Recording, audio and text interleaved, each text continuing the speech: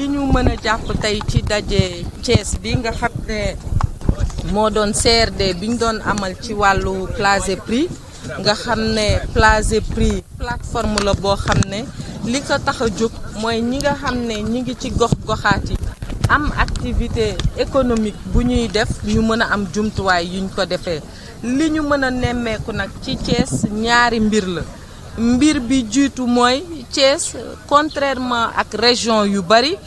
am nañu mécanisme premier bi ñu soxla pour mën a yeggal financement yi ci ñi ko soxla mooy système financier décentralisé bi tey si tey dénombré nañ ñeent fukk ak juróom-ñaari réseau yoo xam ne institution de microfinance ñu teg ci fukk ak juróom-ñett yoo xam ne ay SFD isolé la bokkul ak ñaar fukk ak juróom yi nga xam ne dañu affilié ci ay réseau yu mag ça veut dire que tey képp ku soxla financement biir région de Thiès am na structure boo mën a dem pour jot financement kon li des mooy ñu xool intervention yi ñuy def par rapport ak programme bi nga xam ne état du Sénégal am na ko muy ci wàllu DER muy ci wàllu ANPEJ muy ci wàllu PRODAC wala ci wàllu microfinance à travers l'économie sociale solidaire ñu xool ban accompagnement technique ak ban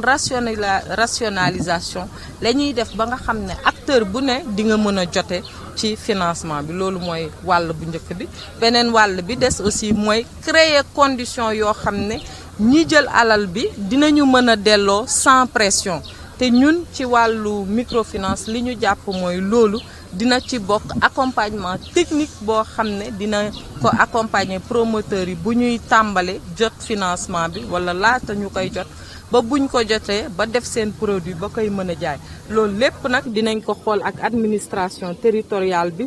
def comité régional de suivi jël ARD yi comme point focaux signé ak ñoom entente et puis suñ fi jógee dina am équipe technique bu ñëw boo xam ne dinañ commencer def encadrement boobu loolu lépp nag moo tax ñu jël ñaar téeméer ak juróom fukki millions jagleel ko région Thiès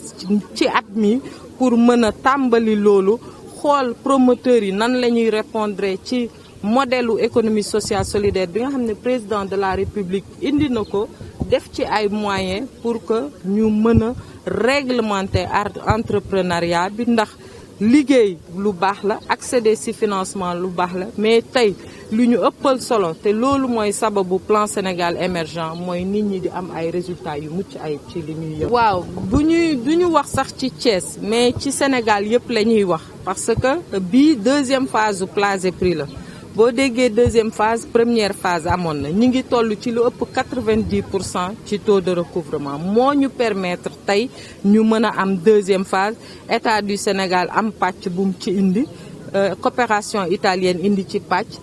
Union européenne indi ci pàcc ñooñu ñëpp biñ ko boolee mu toll ci 25 milliards ñu xaaj ko ci ñett pàcc ñu ne dina am pàcc boo xam ne un peu moins de 10 milliards dañ koy jël dugal ko ci ligne IMF amaat na beneen à peu près 9 milliards 10 milliards ñu jël ko dugal ko ci ligne PME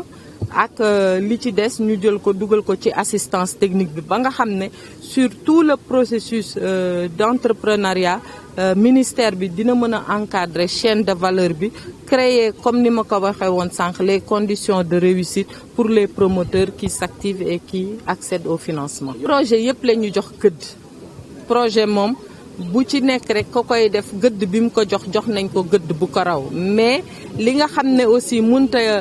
mi ngi fi fait bu réel la mooy jigéen ñi ak ndaw yi ñoo ëpp ci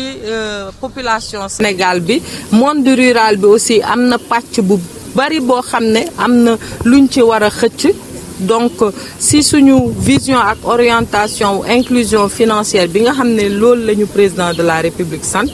donc foog si retard yooyu nga xam ne disparité yooyu nga xam ne noté nañ ko ci groupe yi wala ci secteurs yi ñu mën ko jéem a rattraper moo tax prioritairement dañ ne c'est un projet pour les femmes pour les jeunes au niveau du monde rural mais dayo boo xam ne képp kuy entreprendre jox na ko li muy def rek jox nañu dayo bu ko raw fii au niveau du ministère jërëjëf